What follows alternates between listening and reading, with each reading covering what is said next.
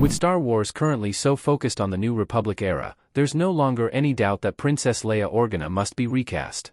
Several of Star Wars' upcoming TV shows are set during the New Republic timeline, including Star Wars, Skeleton Crew, which will be the next release in the franchise, and Ahsoka Season 2.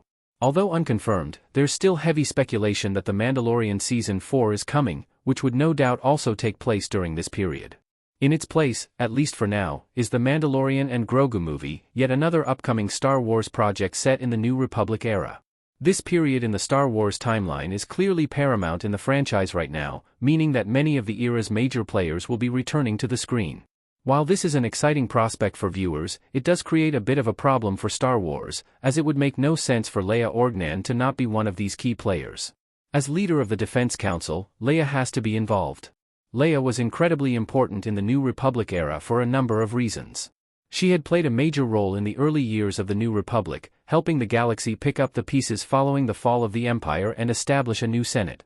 Leia also played one role in particular that will prove critical in Star Wars' upcoming shows and movies, leader of the Senate Defense Council.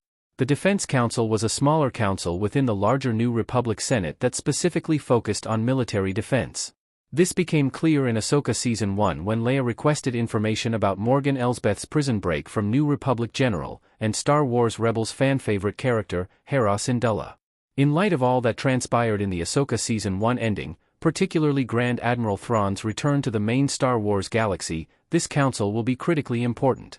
Thrawn's intentions are clearly to draw together the Imperial remnants and any sympathizers and attempt to restore some semblance of the Empire. This will mean the first major threat to the New Republic, and it will require all hands on deck, the Defense Council certainly included. Whether this story happens in Ahsoka Season 2 or another upcoming show or movie, though, Star Wars can't stick to its same tricks in Ahsoka Season 1, Leia's absence was explained away when C-3PO appeared on her behalf. While that may have worked once, it would be a true disservice to the character, and would start to feel like clunky writing, for there to always be some reason Leia wasn't there.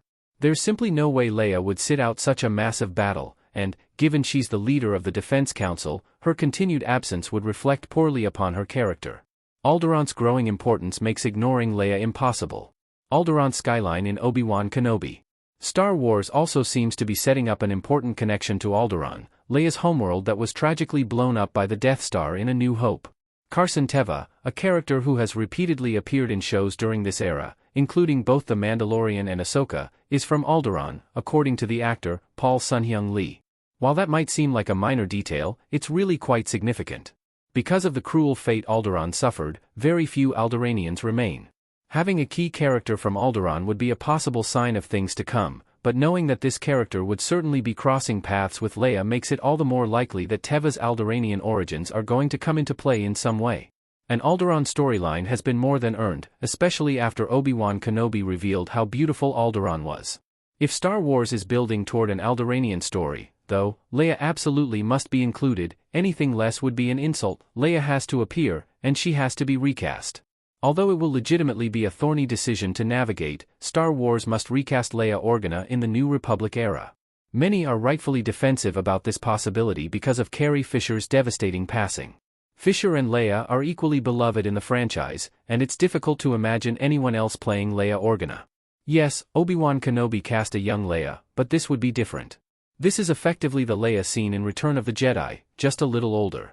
While difficult, recasting truly is the best option by far. It does nothing but undercut the importance of this incredible character to have her continue to be absent in an era when she should be at the forefront. Finding someone who can bring Fisher's same energy and spirit to the character would be the perfect way to have Leia return to the Star Wars screen and reveal the profound influence she had at this time. It will no doubt be bittersweet, but Leia Organa absolutely must be recast in Star Wars.